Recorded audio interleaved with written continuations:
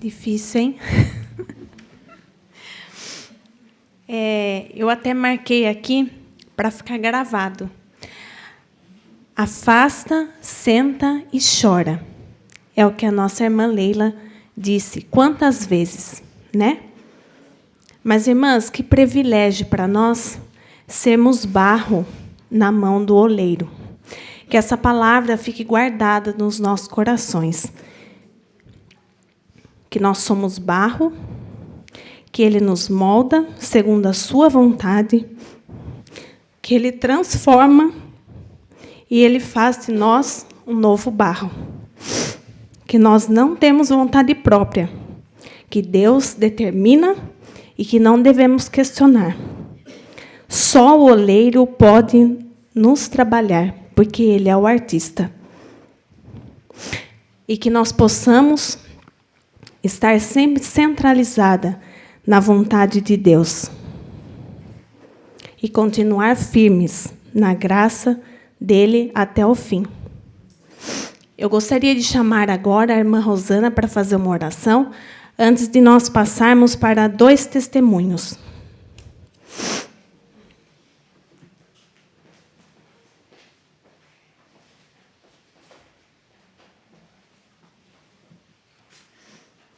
Vamos orar? Vamos ficar em pé? Assim a gente descansa um pouquinho.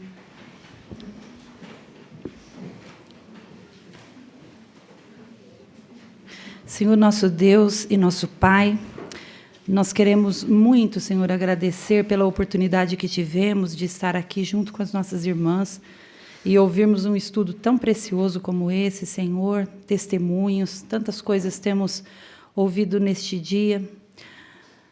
Ó Pai, nós queremos te pedir que o Senhor nos dê força e ânimo, coragem, Senhor, para descermos à casa do oleiro. Que nós possamos aprender, Pai, que são nos golpes que o Senhor, o oleiro, faz sobre as nossas rebarbas, sobre as nossas vidas, que nós somos moldadas para sermos parecidas com o Senhor. E é muito difícil, Pai, nós admitirmos isso, porque somos realmente autossuficientes e achamos que temos o controle das nossas vidas, mas não temos controle de nada, Senhor. E o que nós precisamos é, humildemente, descer à casa do oleiro e permitir que o Senhor efetue todas as transformações que são necessárias para que nós possamos fazer a Tua vontade e estarmos aptas para vivermos um cristianismo real, verdadeiro, nesse mundo tão tenebroso que temos vivido. Senhor nosso Deus, que nós sejamos sensíveis a cada etapa desse processo de transformação nas Tuas mãos. É o que nós te pedimos nessa tarde, Pai. Pedimos que o Senhor continue falando conosco. Agradecemos pela vida da Leila, Senhor, pelo exemplo que ela tem sido para nós durante tantos anos. Que o Senhor continue abençoando a nossa irmã, Senhor, para que ela traga outras vezes estudos tão preciosos como o de hoje. Senhor nosso Deus, abençoa, Senhor, cada família, cada irmã que está aqui. O Senhor conhece seus corações, conhece suas dores, conhece seus problemas, as suas dificuldades. E nós pedimos, Pai, que a Tua palavra possa realmente achar um lugar na vida delas, para que elas sejam animadas, fortalecidas, enriquecidas e saiam daqui, Senhor, prontas para trabalhar para Ti, para testemunhar para Ti, onde quer que o Senhor as queiram, Pai. Senhor, nós agradecemos por tudo que o Senhor tem feito por nós. Te agradecemos pela salvação que temos em Cristo Jesus. E é no nome desse Senhor, o Senhor Jesus Cristo, que nós oramos. Amém, Senhor.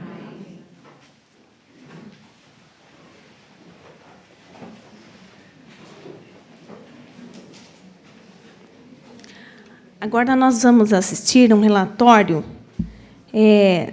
da minha sogra, a irmã Nádia Robini, que vai trazer um relatório sobre o trabalho ali em Macapá.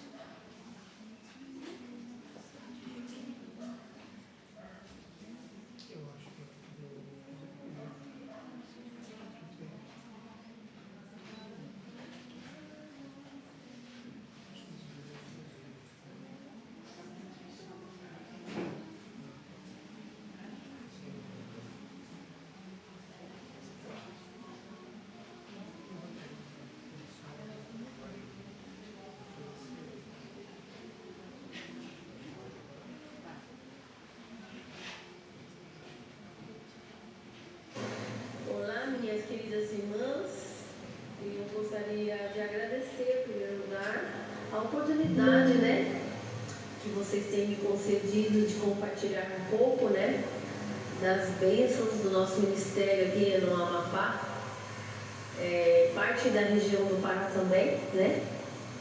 Quando nós descemos o rio Amazonas, nós vamos em algumas ilhas também que faz parte do Pará, né? E eu quero agradecer pela oportunidade de compartilhar, tá?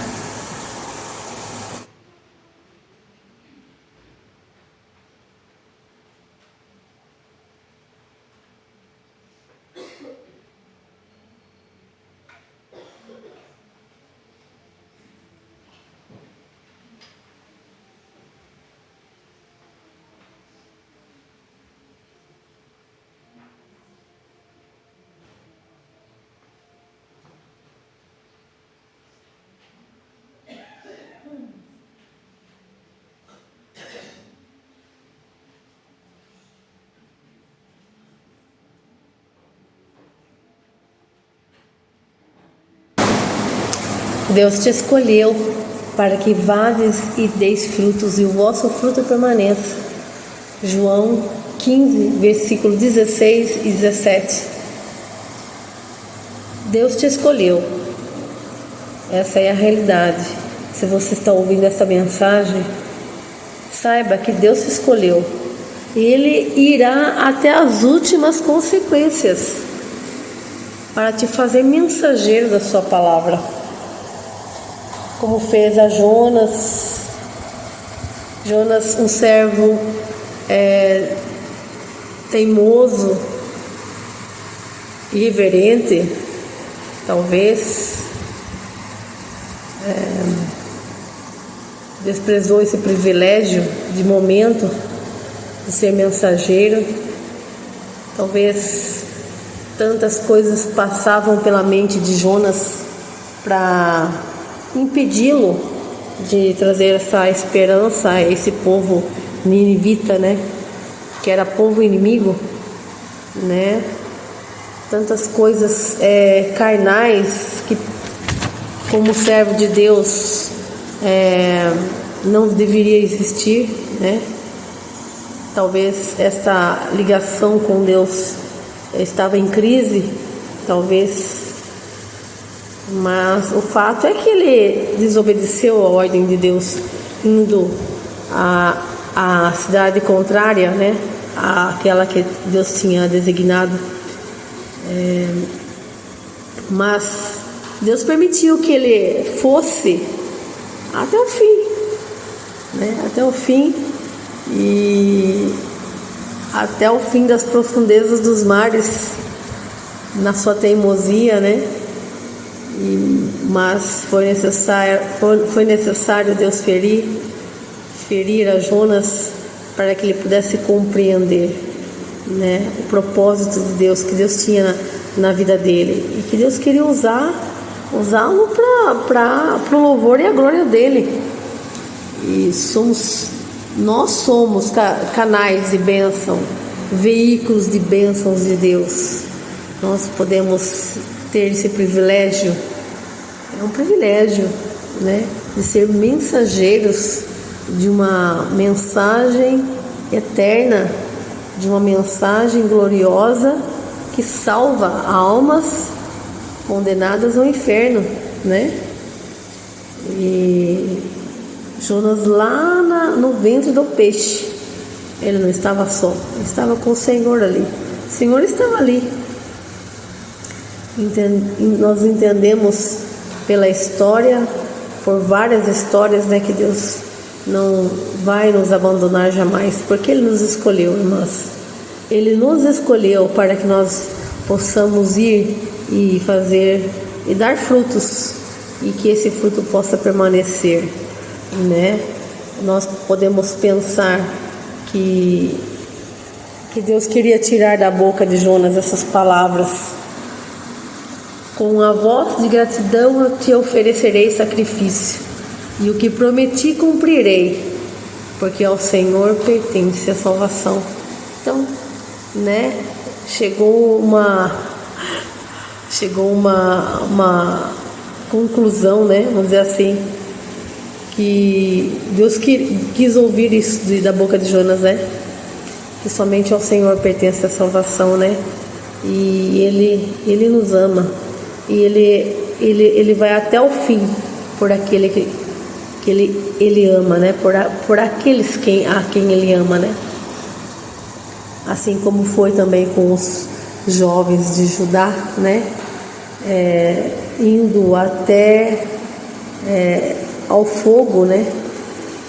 Ele permitiu que os jovens fossem lançados para que o rei, né, pudesse ver a grandeza desse Deus, para que o rei, não somente o rei, mas toda aquela multidão pudesse ver quem era Deus, quem era esse Deus que nem fumaça havia nos cabelos daqueles jovens, né?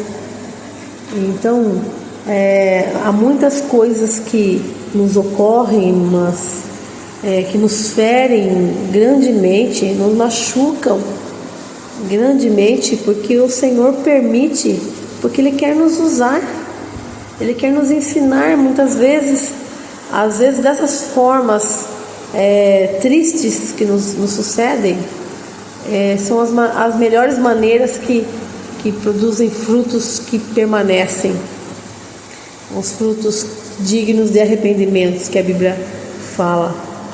Então, às vezes somos tão teimosos e desobedientes ao Senhor, que às vezes é necessário com que Ele nos fira, assim como Ele fez com Jonas, né? Mas quanto aos jovens de Judá, Deus estava mexendo com o coração do rei Nabucodonosor, através daquele grande feito, né, de livrá-los do fogo, né? O Senhor estava mostrando ao rei quem era Deus, e que foi necessário Deus colocar o rei Nabucodonosor no meio do pasto, pastando com os bois, para que ele possa dizer essas palavras, né? Bendito, ó Altíssimo, o que vive eternamente.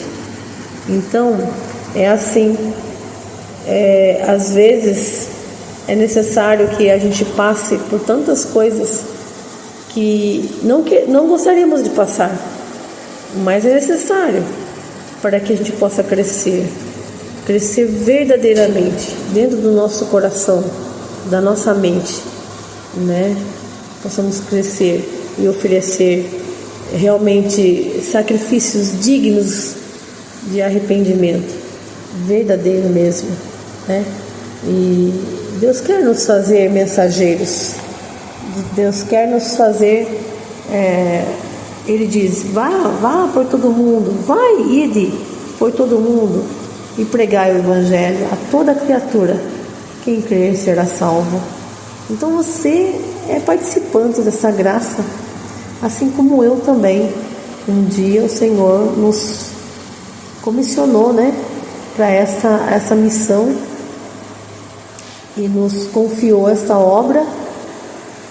Não víamos que no momento assim nós não vimos que faria um bom negócio, né? Vamos dizer assim, mas o Senhor sabe a quem Ele chama, né? E para essa obra havia necessidade de pessoas realmente simples como nós, né?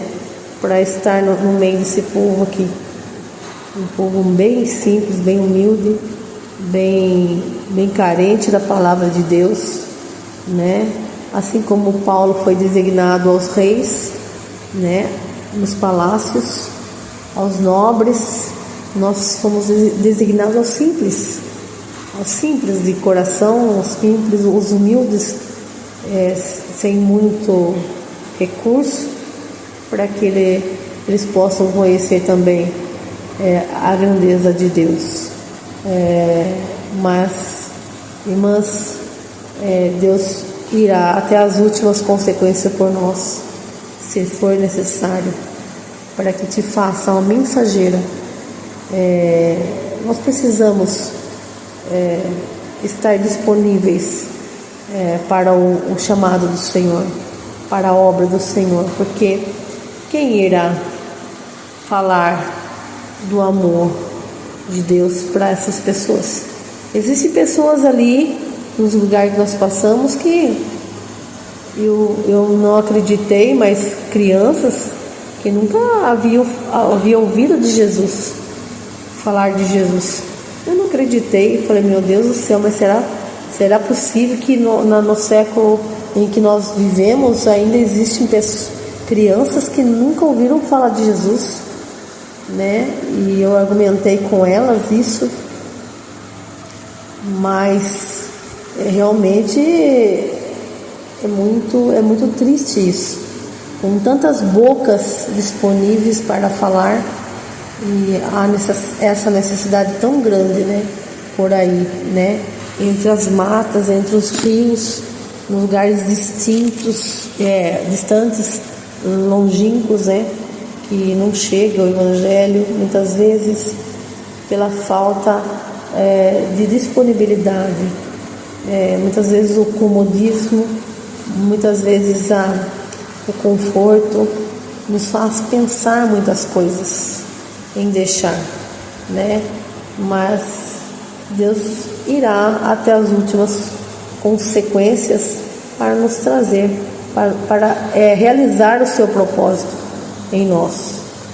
Saibamos disso, que quando Ele quer realizar, Ele vai realizar, assim como foi na vida de Jonas. Jonas tinha tantos outros servos de Deus naquela época, mas Deus quis trabalhar no coração de Jonas, assim como foi, né? E então Jonas foi pregar a palavra a Nínive, e a cidade praticamente todinha se converteu ao Senhor, se arrependeu do seu pecado, né?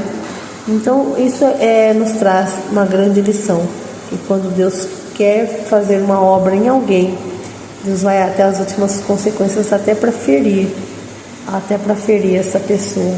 Então que Deus possa abrir o seu entendimento, o seu coração, para que você possa compreender o grande valor que é ser uma mensageira, um servo de Deus, mensageiro das grandezas de Deus, né, do amor de Deus, que salva, que perdoa, que restaura e que dá uma nova perspectiva de vida celeste, né?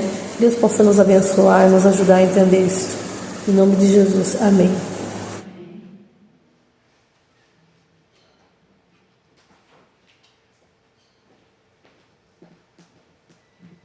Muito bom, né? Agora gostaria de chamar a irmã Valerie Brown para também dar o seu testemunho.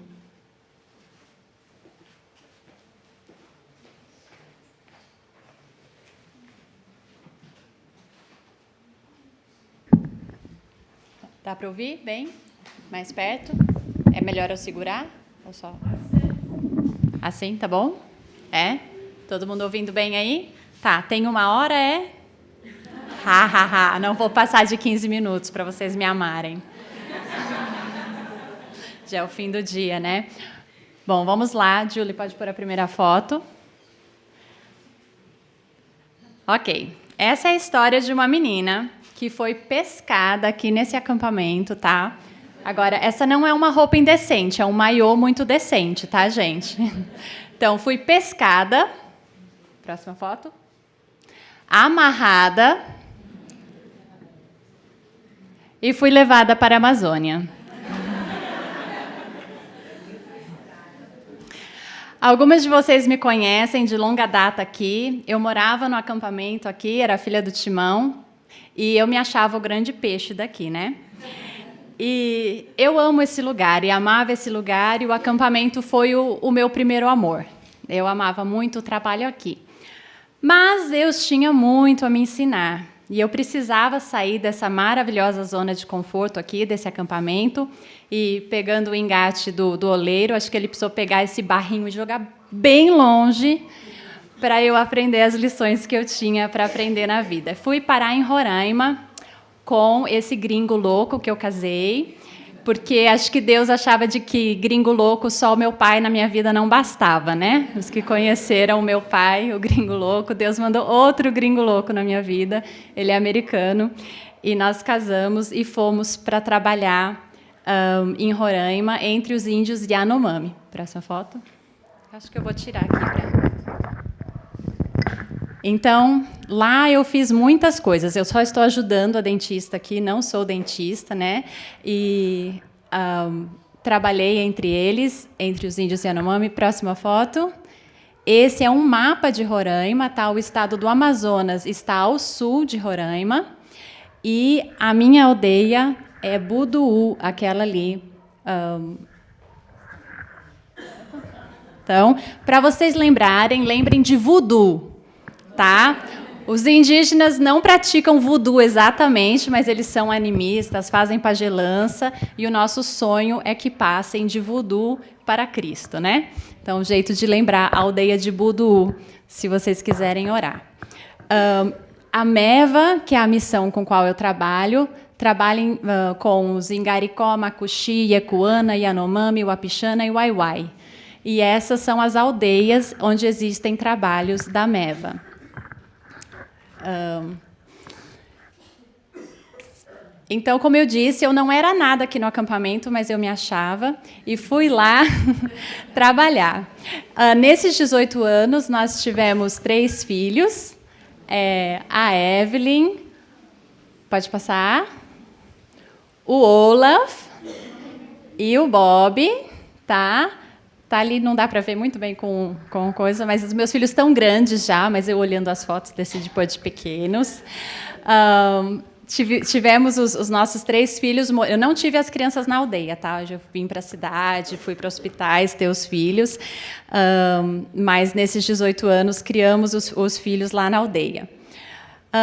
O povo Yanomami é um dos povos mais famosos que tem. Esse ano passado eles deram muita notícia da fome entre os Yanomamis, e aí entrou uma briga política.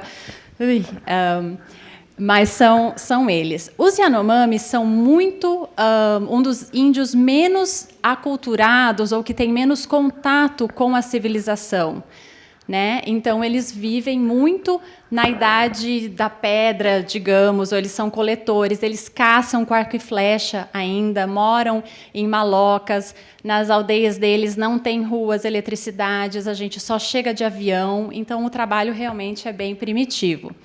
Os Yanomamis também, tira da sua cabeça aquele nobre selvagem, né? O indígena do filme, e é tudo tão bonito, e eles matam o animal e oram assim, pedindo, agradecendo a mãe natureza por aqui.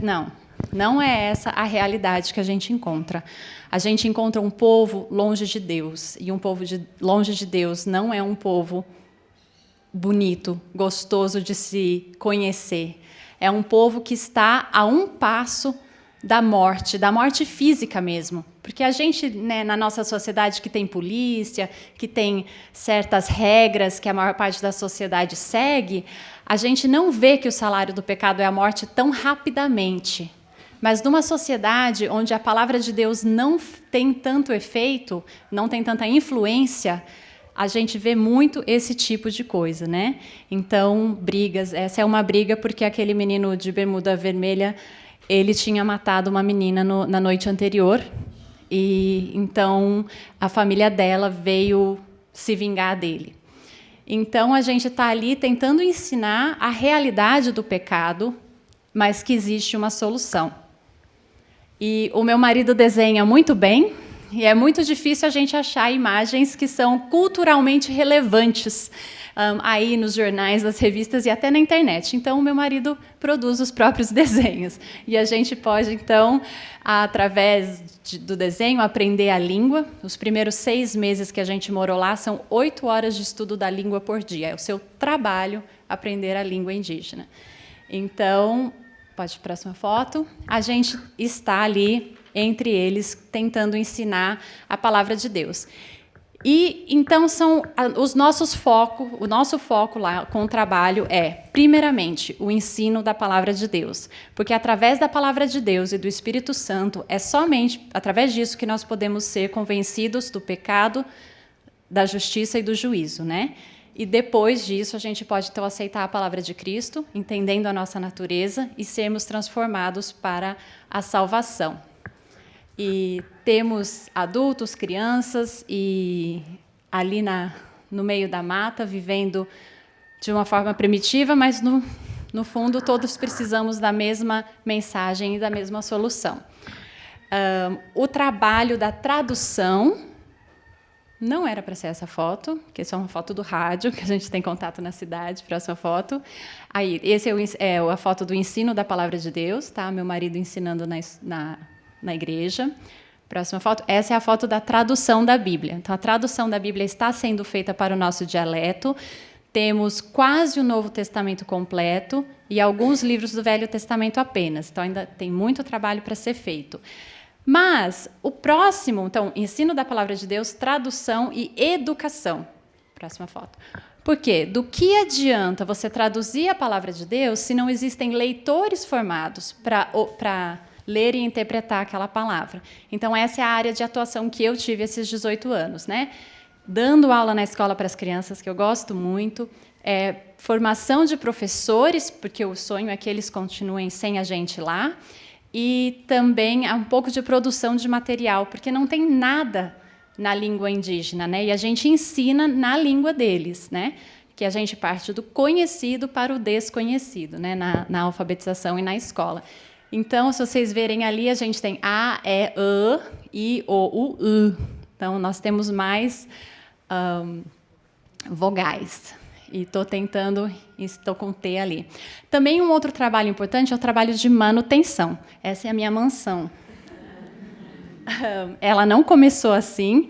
O primeiro mês que a gente estava nessa aldeia, o meu chefe veio nos visitar e ele falou para o meu marido: John, a sua esposa vai te largar. Essa casa não tem nada. Mas depois de 8 anos, ela está até com uma porta vermelha. E a parte de baixo não tinha também, né? Então, o trabalho de manutenção é um trabalho pesado para os homens. Essa casa, a árvore precisa ser derrubada, as tábuas cortadas e depois a casa construída, porque não dá para ir na madeireira comprar as tábuas, né? Então, é um trabalho bem pesado para os homens. A manutenção da pista de pouso. Também fazer gerador, né, instalar gerador, não existe eletricidade lá, ou painel solar, o gerador é ligado com pouca frequência, os painéis solares. Então, eu tenho uma geladeira 12 volts, um fogão a gás e um liquidificador. São as coisas que eu posso usar, né? Não tenho outras coisas na cozinha, né?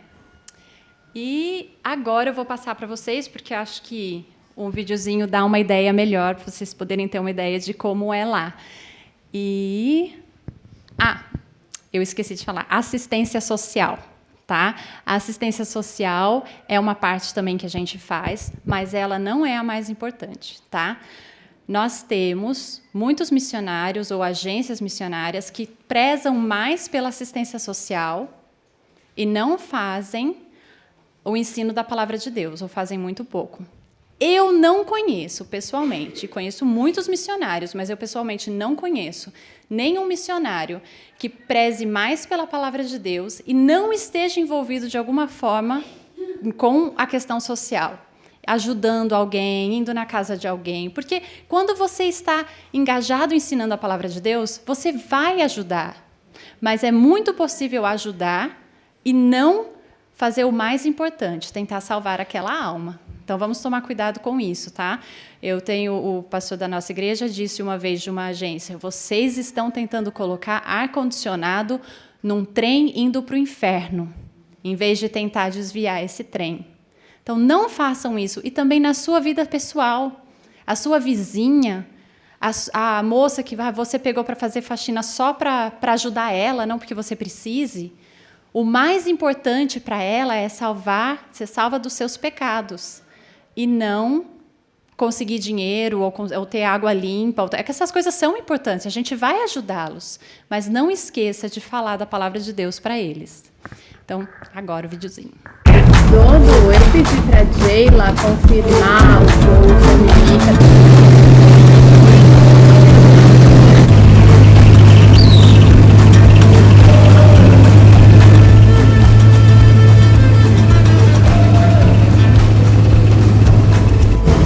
As palavras ali estão em inglês, mas elas só são descrições do que está acontecendo, tá? Assim, a pista de pouso, por exemplo, falou ali.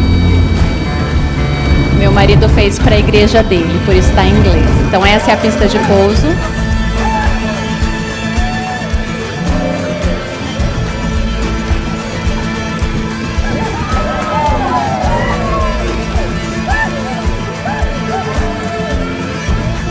A nossa casa, fala ele. O nosso playground, né? O nosso área de brincar.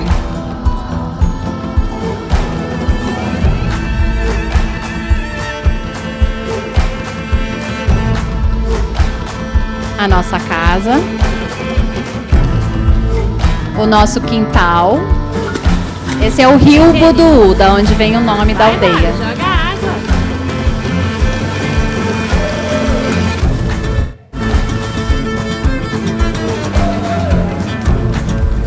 Esse é o barco que o meu filho fez com o pai dele. A minha filha gosta de animaizinhos. Uma professora, o nosso escritório. Às 5h30, Deus já está trabalhando. Venham venham todos. Essa é a igreja e a escola, o mesmo prédio. E por dentro.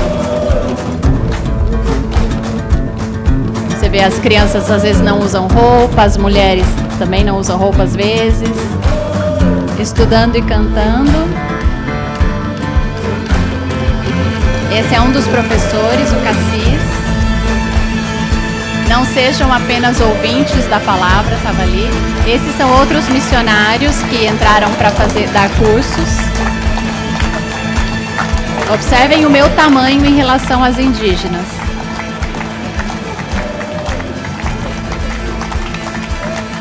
Essas são penas de araras nos braços dos homens. Estão descendo para um batismo. Esse distribuindo a carne é outro professor e líder da igreja. Esse é o líder da comunidade da igreja também. E ele está falando, não nos esqueça, continue orando por nós.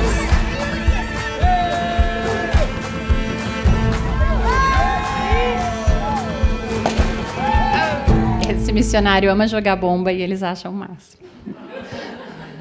Ele é muito engraçado.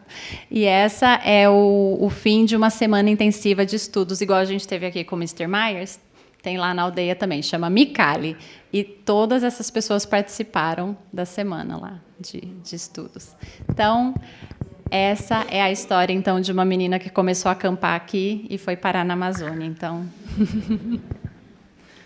olha lá, 14 minutos e 49, ó.